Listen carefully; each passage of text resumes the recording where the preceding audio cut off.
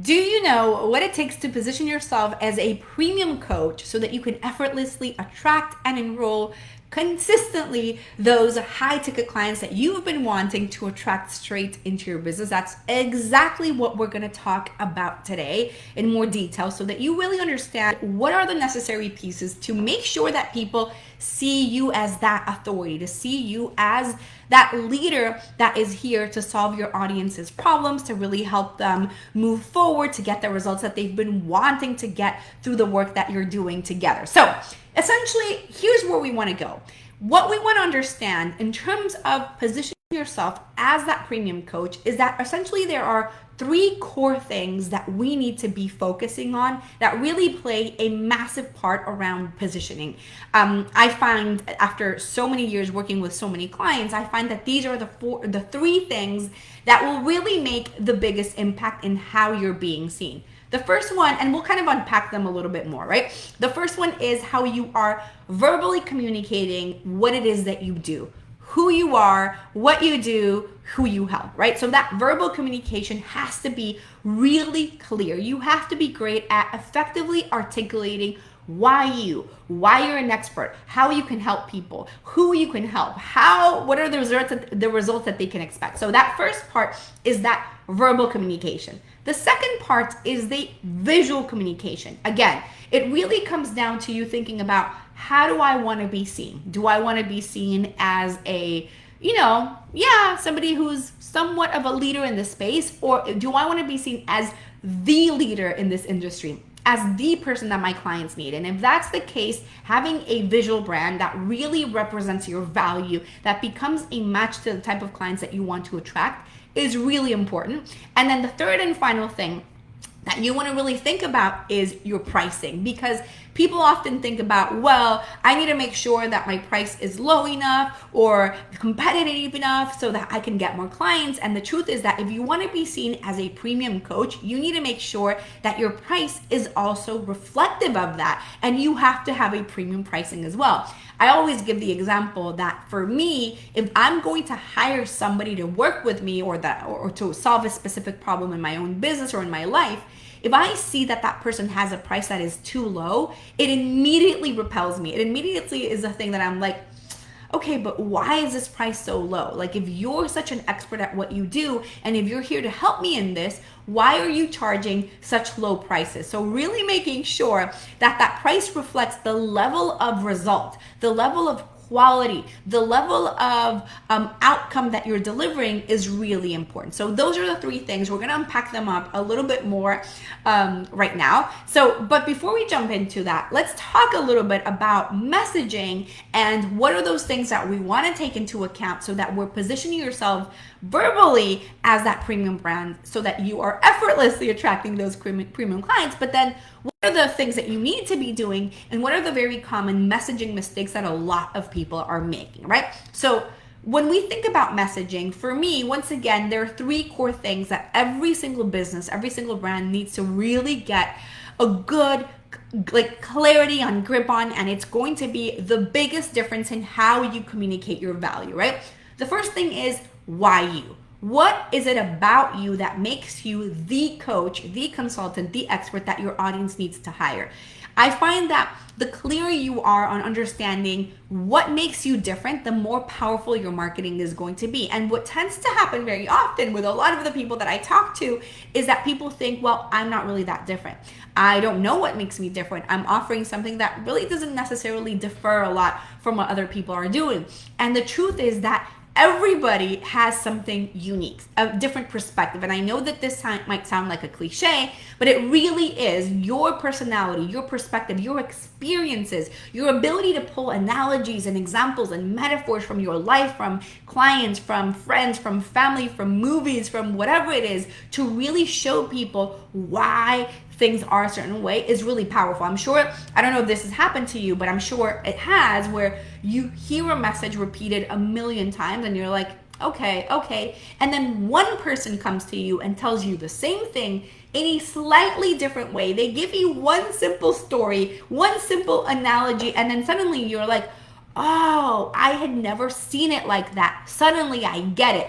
It's not that they're giving you something revolutionary that is like, wow, I just discovered that, I have to do this thing or that thing. But now suddenly, just by getting a story or just by getting a slightly different perspective on it, you suddenly understand it, right?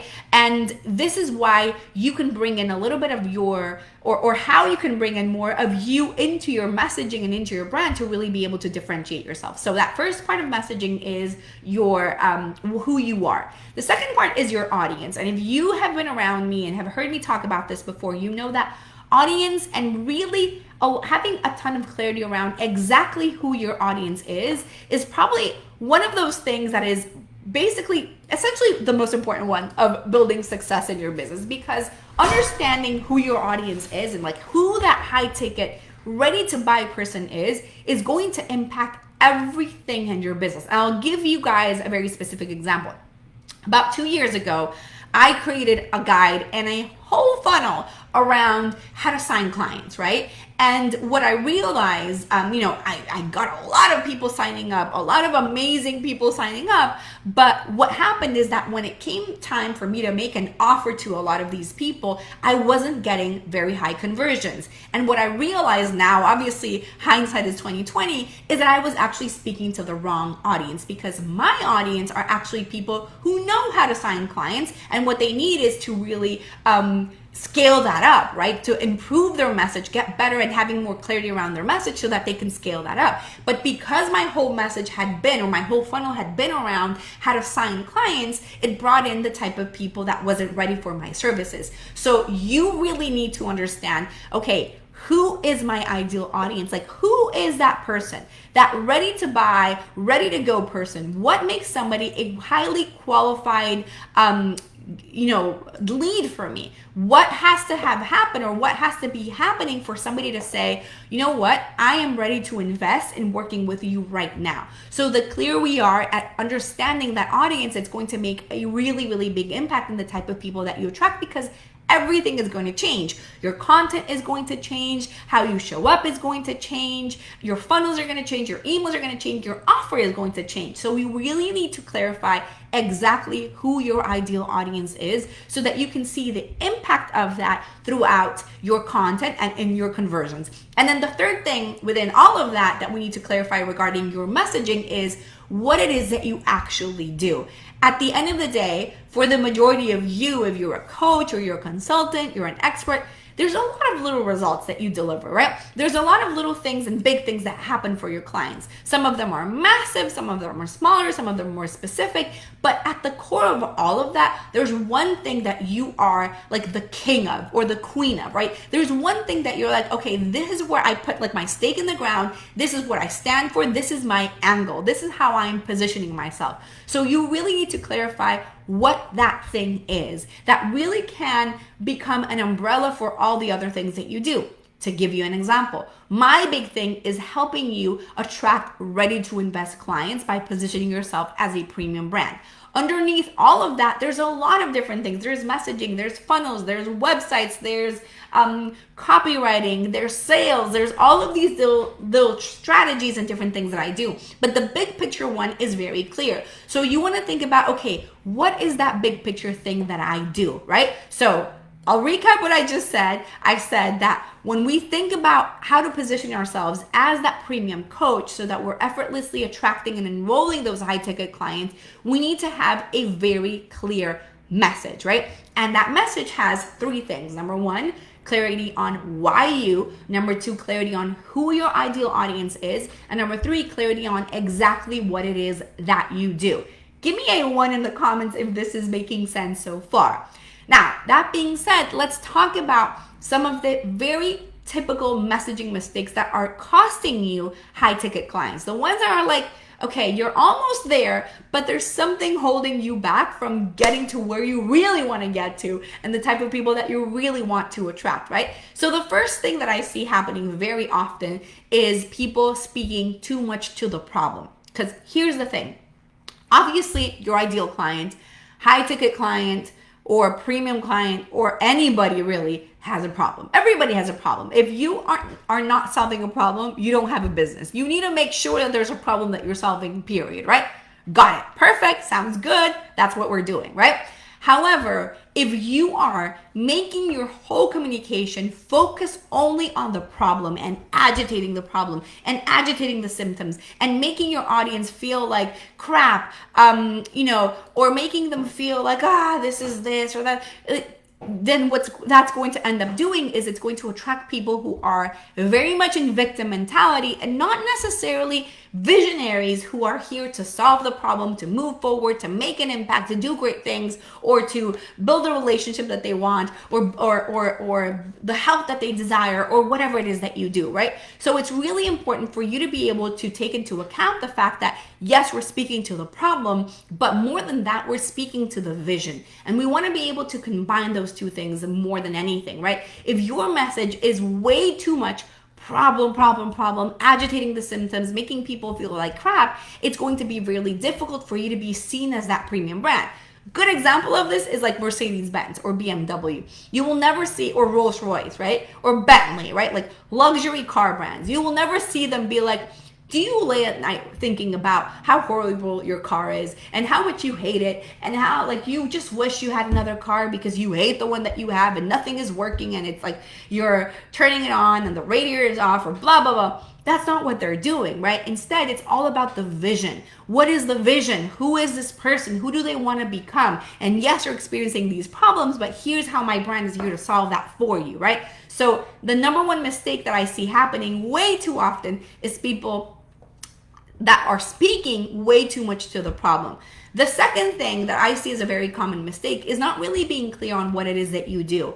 I feel like very often people have this like very flowery language that is like just too much, too complex, too crazy. And it's like, I have no clue what you're doing. I'll give you an example of this. I'm working with a client right now who is using astrology to help women specifically really step into their leadership, like to become the go-to genius in their field by leveraging those innate gifts that they have within them and learning how to communicate them effectively and how to communicate to their intuition effectively so that they can land bigger opportunities, bigger roles, all of these great things.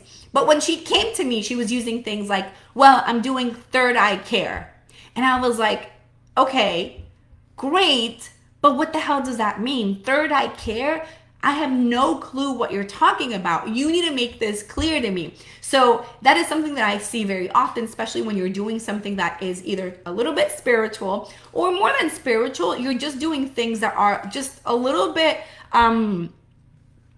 like just not clear enough, right? Just it's like you're a life coach and there's too many things that you're doing and you're not making a decision on what you need, what you're doing, and what you're taking a stand for. So if you want to position yourself as that premium coach and you want to enroll those high ticket clients, it's really important for you to get clarity on what it is that you do and then get clarity on what your audience needs and how to communicate that to them in a way that is very clear and simple versus like this flowery language that nobody really understands, right? Even if you're doing something that is highly intangible, that's okay. You can do something intangible and still kind of ground it for your audience by speaking to the symptoms of that thing, or like, what is the outcome of this thing? The outcome of the outcome, essentially, almost, right? Hopefully that makes sense, right? So that's the second common mistake that I see.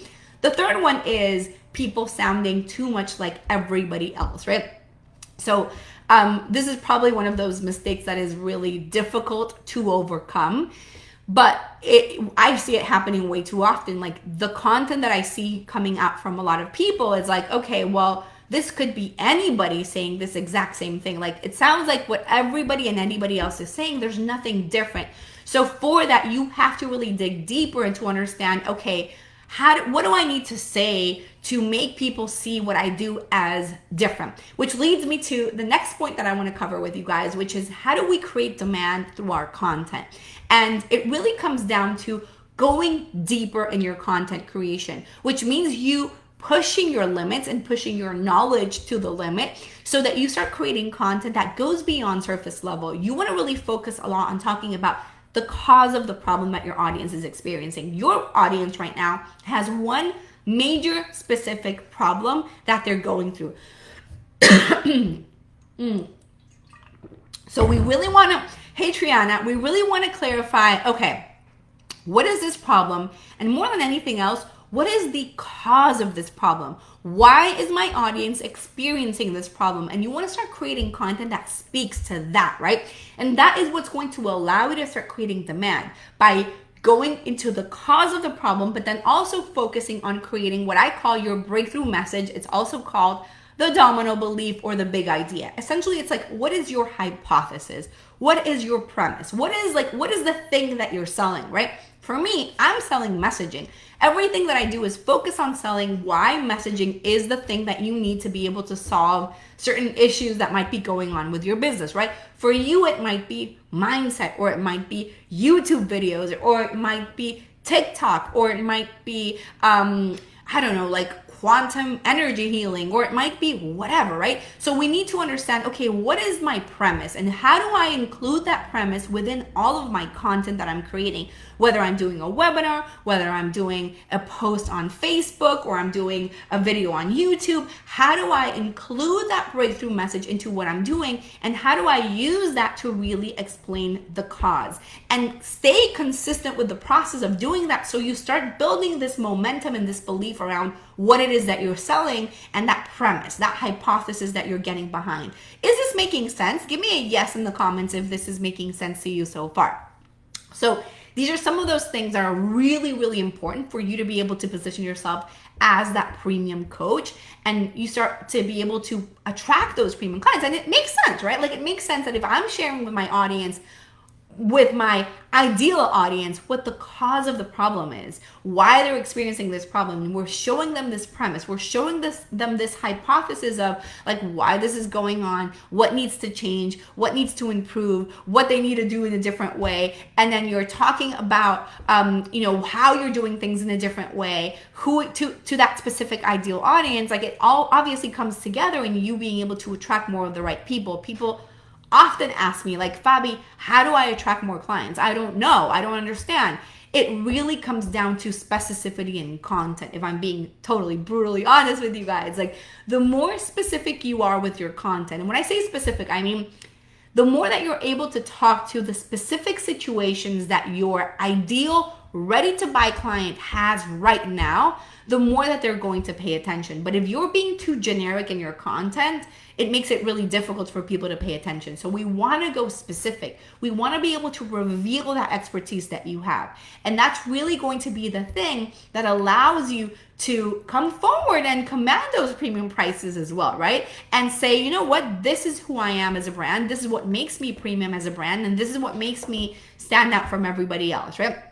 At the core, honestly, I really do believe that the thing that makes the biggest difference in you attracting, enrolling, growing your business, all of these things, has to do with confidence and certainty in yourself and what you're selling.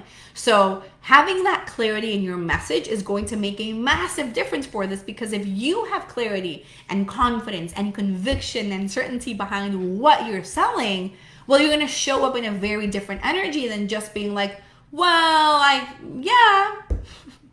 have this offer. You have to believe and you have to show up for your offer as if you're selling the greatest creation on planet Earth. Like, really believing that and understanding that what you're doing is amazing, what you're doing is transformational, what you're doing is going to really change your clients' lives.